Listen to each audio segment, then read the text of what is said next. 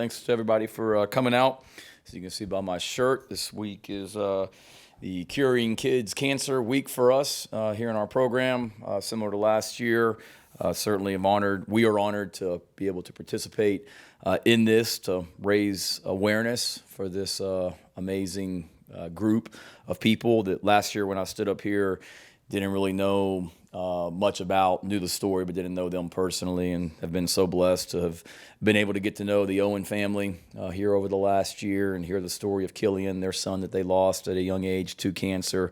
Heartbreaking, and they came and spoke to our team back in the springtime and were phenomenal with our players, and so heartbreaking, their story. And then our team was able to participate in an event in the springtime to help raise awareness for this as well. So we're excited to do our part this weekend and looking forward to continuing to bring awareness to this group. Going back to last week, too, I know I mentioned it on the teleconference, but certainly want to thank our fans for the environment and the atmosphere they created in Williams-Brice Stadium last Saturday. It was awesome, and I mentioned it on the teleconference for those of you that weren't on there. That's all the recruits were talking about, thankfully. They weren't talking about the results on the field. As soon as the game was over and I finished visiting with you guys and the post-game radio and the TV show, I went home and immediately just started texting recruits, and that's all they could talk about was the environment, the people, the ones that were there and the ones watching on TV. And then went to a recruiting dinner that night with the two prospects and their families that were here for their official visit, and that's all they could talk about was the environment in that stadium and how awesome it was. And then at 8 a.m. on Sunday morning, I was in my office for my first of 4 recruiting meetings that day with prospects, and that's what they wanted to talk about. So we appreciate our fans for the environment they created last Saturday. It was awesome and made a difference with all the recruits that were there. Couldn't be more positive with them as well. From an injury standpoint, Corey Rucker practiced today. It was great to see him out there. I know he was excited to get out there. Everyone that you're going to ask me about that didn't play last week, or the ones that got hurt during the game, like Rush and Devani, honestly, I would say that every single one of them are questionable as we stand here today, and that's not coach speak. I can't sit here and guarantee that they're all going to play, and I can't sit here and tell you that they're not going to play. Some of them practiced today, limited. Some of them didn't do much today in practice, but they all have a chance to play by Saturday. So we'll see how tomorrow goes. That includes Cam. That includes, obviously anybody but Mo Kaba, Jordan Strawn, and Chad Terrell, who are season-ending. So keeping our fingers crossed that we'll get them all back. We'll need them all back against a Charlotte team that's certainly getting better. They have elevated their program over the last few years, and the team that played the other night against Georgia State is a team that I think they felt like they were going to be going into this season. They returned a lot of starters off last year's team. Their starting quarterback, who's about to be a 4-time captain. I don't know if I've ever heard of that, where an athlete is going to be a captain on the team all 4 seasons. It says a lot about that young man. He's their all-time leading passer. He got hurt in the first game, so that he didn't play in their next 2 losses. He came back the other night against Georgia State and is everything that he's billed to be. He's a fantastic player. That's a great athlete. They've got talented receivers on the outside. The Conference USA Freshman of the Year is one of them. The other one's a guy that's been an all-conference player every year that he's been at Charlotte. So they've got weapons on the outside. They scored more points on Georgia State than we did, and they scored more points on Georgia State than North Carolina did. And I know North Carolina's playing pretty good offense this year up in Chapel Hill. So our defense has a big challenge. And then defensively, the same thing.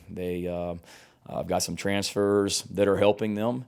It's a new defensive coordinator, a new system, so you can see them getting more and more comfortable each week. And probably the turning point in that game against Georgia State was the other night. They brought a pressure off the backside, hit the Georgia State quarterback in the back. He fumbled. They pick it up, and they ran it in for a touchdown. That's 7 points. And then the very next drive, they get pressure on the quarterback. Quarterback gets hit. It's another interception, and Charlotte takes over at midfield. So a disruptive defense and a veteran quarterback on offense with talented receivers on the outside will certainly be a challenge for us, and we're going to have to play and coach well to have the kind of night that we want to have out there on Saturday night. So with that, we'd like to take any questions you guys have. I already covered injuries, so I don't know what you could have, David. I already knocked that one out, man. Yeah, but about injury. No.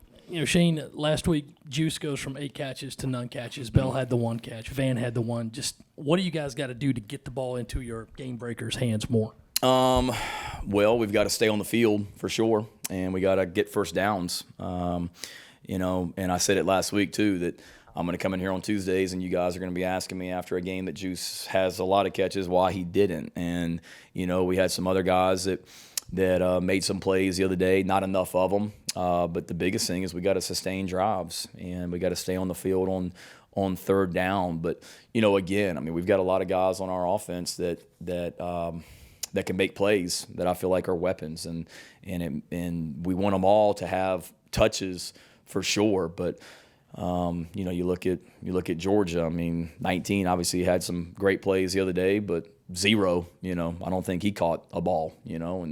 And they got really good running backs, but none of them just carried the ball an immense amount of time as well. So we've got enough guys that we've got to go where the read if it's a pass, or the whatever takes us if it's a run. But we've just got to. The biggest thing is just stay on the field, and we need to run more plays. And those guys know that. Each week it's going to be somebody different. Shane, you had maybe musical chairs on the offensive line. I think Trey Jones played for a little bit in the middle of that game. Wanham obviously moved to left with Jalen out. And what did you kind of make of the offensive line's performance and some of those new guys maybe at different positions against Georgia? I thought they played really, really well, and nobody's talking about that for sure. Now, did we win the game? Did we play well on offense? No. Do we have moral victories because, we didn't have a ton of sacks? No. But I think if you look at it, I mean, we lined up and we were able to pop some runs in there where we're a shoestring tackle away from popping a couple of them. And I think Georgia had, 1 sack, I think, or none. So we protected the quarterback for the most part. Did we get some pressure? Yes. And Spencer, to his, Spencer will tell you this too, like he's got to step up in the pocket. And some of those times on Saturday that Spencer was drifting backwards, he knows this. I'm not telling you anything we haven't already talked about, but we'd love for him to be able to step up in that pocket too, because we had good protection. So missing Jalen Nichols and some guys, Dylan having to go to left tackle, Wanamaker going to right tackle, Trey Jones coming in there and playing some.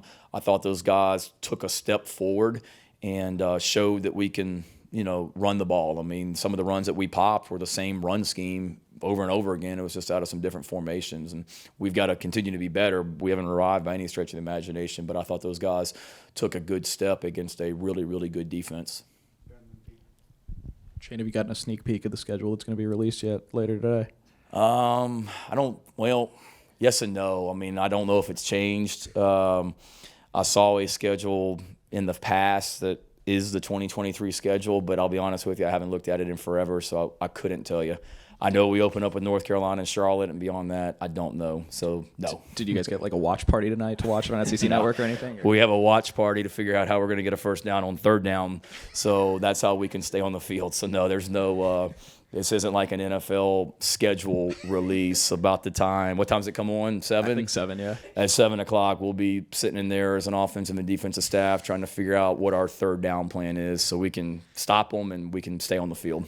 And I guess on more pressing things, just in terms of Gilbert Edmond, obviously played a lot of snaps the other night. I guess just how have you guys kind of seen how he's progressed over the last 2 years and being in a position to really play a lot of snaps and make an impact? And I guess just what's kind of been his evolution over the last, year and a half, 2 years, and you guys have been here? Yeah, he continues to just get better, and he was behind Birch and Strawn and Sterling and JJ last year. And, the challenge last year was Gilbert, like, we need you to help us on special teams. Like, right now, you're the 5th defensive end. You need to be a key special teams player.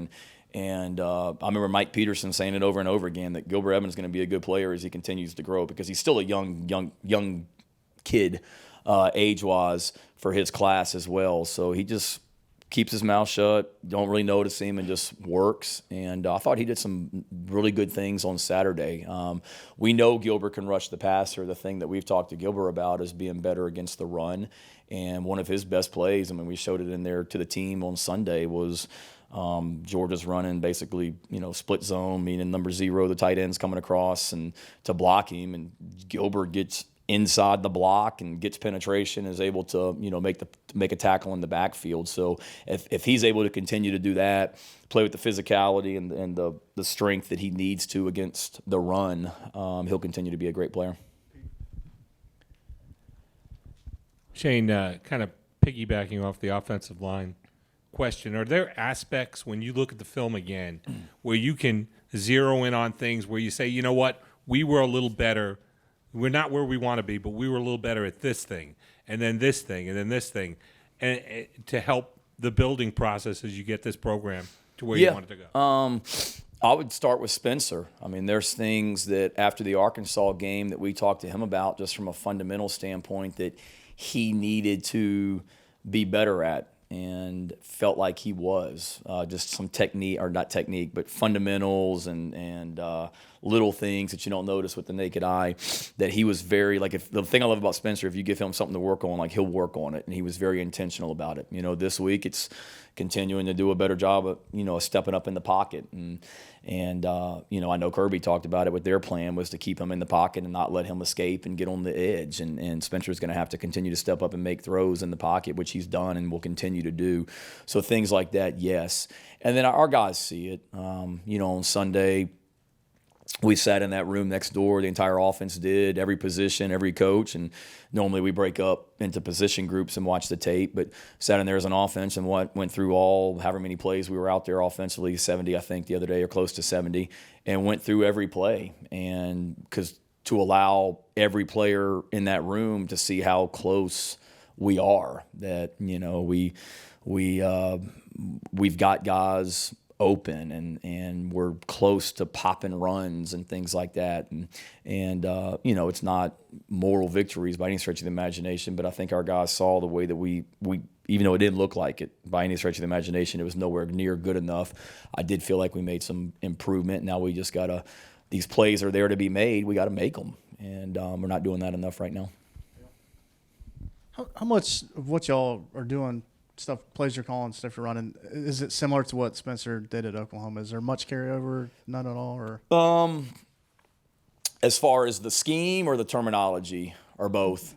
Just kind of generally across the board. I think there's probably we were doing some last year. The fourth down play that was in question, that's been the story or whatever. That play is called Sooner. We ran that play last year a bunch as well. We'll have to change the name now because I just said it in the press conference. But Sorry. It's my fault. But I mean, there's plays in our offense that we had last year that came from Oklahoma that probably have an Oklahoma theme. I think I mentioned it last year. I mean, we have CD, we have Kyler, we have Sooner, we have Boomer. I mean, we have different plays that we brought from Oklahoma. But I think with Spencer coming in, we've continued those, and some of those he got here and really didn't like. The play that we called Boomer last year, he wasn't a big fan of, and we aren't running it right now. But there are things that he's comfortable with, that there's great communication between Sat and Spencer. And this isn't, okay, we're going to do everything Spencer wants and marry our offense all of a sudden to what Spencer's comfortable with. We got an entire offense to worry about, but certainly you want your quarterback comfortable. So to answer your question, there's probably a little bit more than last year, but it's not a wholesale change. If anything, I think we've gotten where it's maybe a little bit more, maybe less wordy, more one-word calls, more, just being able to just kind of operate at the tempo that Spencer's comfortable with as well. And I ask that because just kind of the layman look at it is like he's talking about how he wants to get more pro-style experience and that type of thing. Yeah. Maybe that's not necessarily how things were run at Oklahoma, and I just didn't know if maybe there was some things you guys felt like you could draw from the past to help get him going and get the offense moving forward. Yeah, no, we have. I mean, we've put in some things the last couple of weeks that I know that he's comfortable with, and he'll text me or text Sat or whatever. I mean, there's each week. I mean, you want your quarterback to have ownership in what you're doing. So each week, Spencer will go home or be there Sunday night, Monday night, tonight. He'll watch video and he'll text ideas to to Sat, you know, and the offensive coaches, that things that he likes. And, you know, he brought something to us this week that we haven't done that he was doing at Oklahoma. You know, there were some things, a couple things last week that we put in. So, I mean, we're always referring back to that, things that he was, you know, comfortable with, because you certainly want to make that guy comfortable. And he's done a great job too. He does want it to be pro style and things like that, but there's a happy medium as well. We've got to do what's best for our football team, our offensive football team as well. Gilbert Edmond was in here earlier talking about how you're trying to be more verbal in practice on defense with communication. Zach Pickens said communication was a bit of an issue Saturday. How do you kind of evaluate that, and how do you go about fixing it, especially with so many new guys coming in? Yeah, I think it's good because, I think it's getting better, and it needs to be. You know, to me, the great defenses, they're constantly talking, and with the way offenses are nowadays, with how fast they go and the pre-snap motion and the communication, you know, I mean, that's what got us on Saturday on that little, you know, pop pass early in the third quarter to 19, the tight end, was just a, you know, miscommunication. And that starts on us as coaches, where we don't turn a guy completely free, but you've got, you know, a new safety communicating with a safety that doesn't play as much, and just the communication was off. So you've got to have that. And it's no different than Coach Paris and Coach Staley on the basketball court want communication on defense and talking. Well, it's the same thing in football as well. And, you know, that's where, from a coaching standpoint, you got to be good that your players have confidence in what they're doing, so they feel confident being vocal and speaking up and communicating, for one. But then it's hard for sure when you do have a bunch of young players. I mean, there was a time out there Saturday, I think we had DQ Smith, Nicky Manwari, Kawan Banks, and Emery Floyd all on the field at the same time. I mean, that's 4 true freshmen, and you want them to communicate, but that they're not freshmen anymore. But it wasn't that long ago they were playing at Irmo High School and Spring Valley High School, and it's a little bit different than what they faced on Saturday. So that will come as the experience comes. And it's like we've talked to our guys about, like, we don't have time to wait. Like, we got to go now, guys. We want to grow up. We want to get better. We want to do all these things. Well, the time is now. So we've got to really improve quickly, because time is, you know, running out, if you will, because this season will be over before you know it. Speaking of Gilbert Edmond growing up, he said he was like 180 when he switched positions senior year of high school. Now he's like 255. He was crediting like chicken wings and eating stuff for like how he got that. Just what have you seen? Do you see him scarf down food a lot? What do you see in that? No, it's probably a better question for Kristen. I would say it's our nutrition program, but I did see before I came in here that he was talking about wherever he goes and eats the wings or chicken or the special sauce or whatever. So I'm sure there's a lot of stuff that's going on outside this building, but then he also is very intentional about, you know, what's going on downstairs with nutrition and all that as well. And we got a few guys that we need to put on some weight and continue to get stronger and bigger. So whatever he's doing, they need to follow his lead for sure. Jalen Brooks said earlier he feels like you guys have all the right people in the building and are just kind of, you know, everything hasn't clicked yet. Can you put your finger on, like, you know, what that last missing piece is right now? Is it just something that's going to take time for you all to kind of get comfortable with each other? Like, where is that right now? Yeah, I think it's a process, and I do believe we're close. I know we're not as far away as it looked, on Saturday.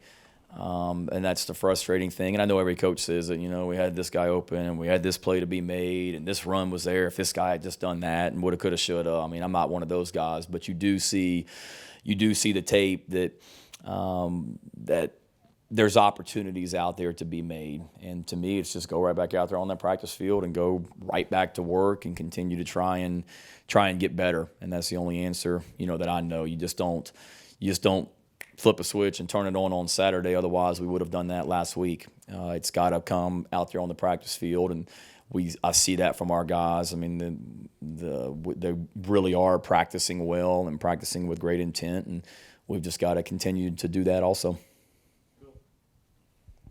I got 2 for you. Have you had a chance to talk to administration about the second quarter delay so that doesn't happen again? And then while you guys were all standing out there, Georgia, in your offense, did you have the option to stay on the sideline until the play clock started running down and hold your guys to the side before going out there? The communication, Coach Tanner and I have talked. He's been fantastic, and I've Eric Nichols in marketing reached out as well, and I appreciate them doing that. In regards to being out there on the field, I always meet with the officials in pregame. And in that pregame meeting, the official told me, look, college football games are, long enough as they are. When we come out of a TV timeout today, we'd love for you guys to be out there ready to go. And as soon as we come out of the commercial break, we're playing. So we were trying to decide in that situation if we were going to go for it on fourth down or if we were going to kick. We decided to go for it. And then at that point, we're in the huddle trying to figure out what play we're going to run, the play formerly known as Sooner. And then at that point, the official blew the whistle and motioned for us to come out there on the field. And so I wasn't going to bring the team off the field at that point and risk any kind of delay a game or anything like that as well. I was doing what the officials had communicated to us pregame, which was get the team out there and be ready to go. Shane, you mentioned that one play from Oklahoma that Spencer didn't like. As he's more comfortable here, is he also more verbal about other plays that he doesn't like? Yeah, and to me, that's not just Spencer, Rick. I mean, that was Luke last year, and that was Jason Brown, and I would say that's any quarterback out there. You want them to be comfortable with what they're being asked to do in the game plan. And with the quarterbacks last year and then Spencer this year, look, if there's something you don't really love and don't quite understand, don't think fits us, whatever, communicate it. Let's get that out of the game plan. So he's great about that and in communicating that for sure. And then he's also very good about working really, really hard. If there's something there is some gray area about that he doesn't feel comfortable with, working really, really hard to get comfortable with it as well. So I'm very pleased with the communication between Spencer and the rest of the offensive staff. I believe it was the start of the fourth quarter, big huddle. You're in the middle of it, very passionate. Was that a message not just about the final 15 minutes, but also going forward, and was that message heated? Yeah, we do that every fourth quarter. I think we started doing that, I want to say like midway through the season last year. One of our things that we talk about in winning football games is dominating the fourth quarter. And every Sunday when we come in that team meeting room and review the game from the day before, there's things that we look at. Did we get this done or not? And one of those is, did we win the fourth quarter? So we started doing that about midway through last season, Reggie. And the message in that situation was, we're going to find out a lot about this team right now. This game has not gone the way that we wanted it to go, but we don't ever look at the scoreboard. We don't play to whatever the score is. We compete and don't worry about the scoreboard, so that whoever we went back out there on the field in the fourth quarter, I wanted to see us continue to compete like we did all last season. Because I think, we had ups and downs last year, but I want to say that we won the fourth quarter and I think it was 10 of 12 games maybe, so we just continue to get better and we don't worry about the score and we just keep playing. So that was the message in that huddle on Saturday afternoon. Shane, you've obviously been a tight ends coach before and got some really talented guys here in Jaheim and that group. I mean, you saw another talented guy in Brock Bowers the other day. I mean, this might be a little bit general, but is it crazy to think a guy like Brock or Jaheim or with a big year can be a Heisman Trophy candidate? I mean, is it crazy to think a tight end should be in that mix and in that running? I don't think it's crazy because to me, there's so many tight ends nowadays are doing the things that that you need to potentially be a Heisman Trophy candidate. They're catching passes, they're carrying the ball. You're getting the ball in your hands that many times. Certainly, now you need to be on a winning team that has the kind of success that you have to win a Heisman Trophy. But it's not like in the old days where you were a tight end and you just blocked and you caught 25 catches. Now you're blocking, but you're also catching passes. You're getting the ball on jet sweeps. like Brock did on at times last year, or reverses, or you're handing the ball to him like we've done with Jaheim. So, sir, I don't think it's out of the imagination to say that could happen. Shane, you've talked at times about slow starts for this team. As you kind of go back and maybe quality control some of that stuff, what can you as coaches do to maybe stem some of those slow starts, and what can you guys do maybe in practice to make sure you guys start a little bit quicker? I don't know. If you got any ideas, let me know. I mean, we've tried to implement it with the way that we start practice. I mean, we don't just kind of like stretch and then just ease into things. I mean, we try and start practice fast every day, because that's how you start games, So we have a walkthrough and we stretch, and we usually do some sort of like turnover or tackling circuit and a quick special teams period, and then it's right to either a competitive period or a team period or some kind of physicality like it would be on a game. We do that. We did it today. The last two games I'm not sure. Can't remember if we won the toss or not. But I think we did Saturday. If you win the toss, we were going to take the ball the last 2 weeks, which we've never done. We've always won the toss and deferred. And at Arkansas, I can't remember who won it, but if we had won it, we were taking the ball. And then Georgia, I think we did win it and took the ball as well, just to try and get our offense out there and get off to a good start. So there's things that we do at the hotel before we come over here as well. And I don't want guys thinking so much and pressing so much, like we got to get off to a fast start. We got to get off to a fast start. To me, it's just executing. And Saturday, I think the pass to Jaheim was on that first drive. We threw the pass to Stogg on the first play of the game, and then I want to say that pass, maybe Jaheim was the second drive, but we had a decent drive going on the very first time, and then we just we got stopped for whatever reason, and we've just got to continue to look at how we're starting games schematically, and then when we get out there, we got to execute, and because it's happened way too often. I get it. We've had way too many bad starts to games, offense, defense, and special teams. I mean, I think this was the second game in a row that defensively we gave up touchdown drives the first 3 times that the opponent had the ball and can't get stops. And it's just we're getting ourselves in a hole, and it's hard to dig out of. So we've got to continue to just coach and coach better going into the game and make plays when we have the opportunity to.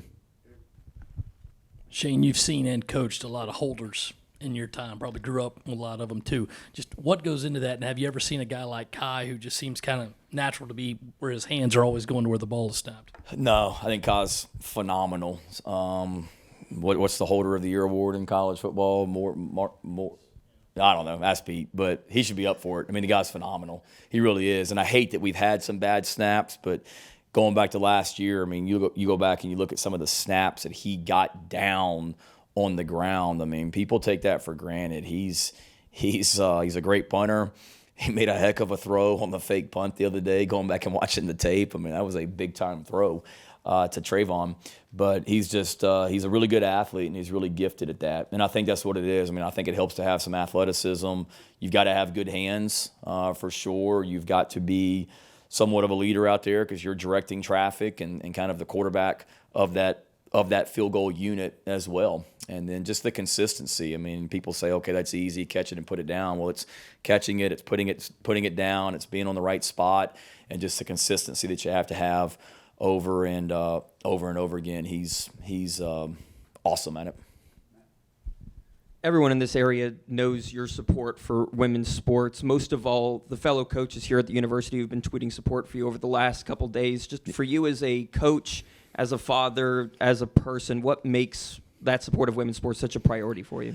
I know how hard they work, and they put in the same amount of time and make the same sacrifices that our male athletes do as well. I mean, I'm the dad of 2 daughters, and my daughter right now, my oldest, is playing volleyball and does basketball in the wintertime and did soccer in the spring. And my youngest daughter, she as many hours as I spend up here, I feel like she spends more hours at dance because she's into dance. I mean, I got home late last night and I beat her home, and because she's out at the dance studio till whatever time, and just that. And then I think having a chance to not only get to know the coaches, but some of these young ladies, and like the respect and admiration I have for Aaliyah Boston as a player, but getting to know her as a person. And then Kaylin and our women's golf team, and I've been able to play golf with some of those young ladies and spend some time with them at the practice facility, and went to dinner with them at an event before, and Tilly and Hannah and Louise and those guys. I mean, they're great young ladies and work really hard.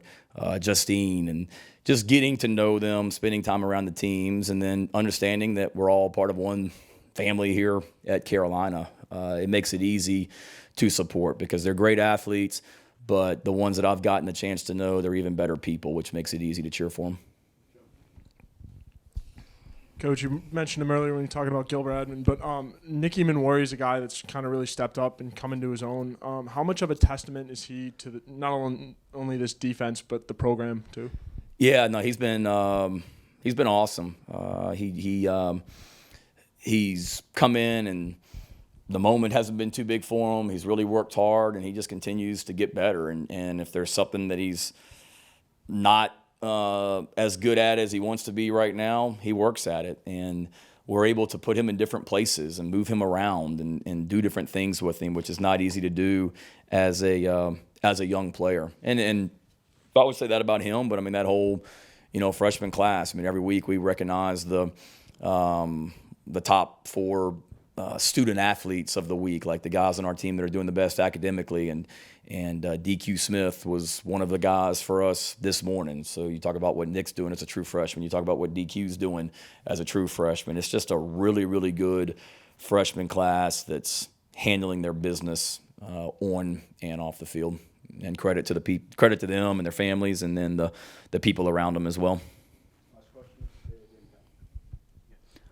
Coach, last 2 weeks, 2 tough matchups against conference opponents. Now you're heading into a game against Charlotte. How different, if at all, is your preparation for these smaller non-conference opponents as opposed to these big SEC ones? None. It better be the same. To me, we talk. It's nameless, faceless opponents, and every week it's about us being the very best we can be and competing to a standard and going out there to try and dominate the competition and dominate our responsibilities. And if we treat Georgia State and Charlotte and South Carolina State any different than the last 2 weeks because they're not in the SEC, then we're doing this all wrong. It's every week about how we can be better for sure, and continue to get better and continue to try and compete as well. And to go back on what you said too, Matt, also it's the fact that I've had a chance to get to know, Austin Stogner's sister is a college athlete, plays volleyball. Spencer Rattler's sister is a college athlete. Braden Willis, who is Oklahoma's starting tight end. I mean, his sister plays soccer at Texas State, and knowing those families and just how hard those girls work for sure. It's just you get to know them as people, and we got players on our team who date some of the student athletes here at Carolina. So just knowing how the sacrifices that all student athletes make to play the sport they love, it makes it easy to go support them for sure. And I'm a sports fan in general. And I've been to more women's events here than I've been to the men's events here, I think. And part of it is being a dad and being able to take my girls to watch the sports that they love to watch and compete in as well.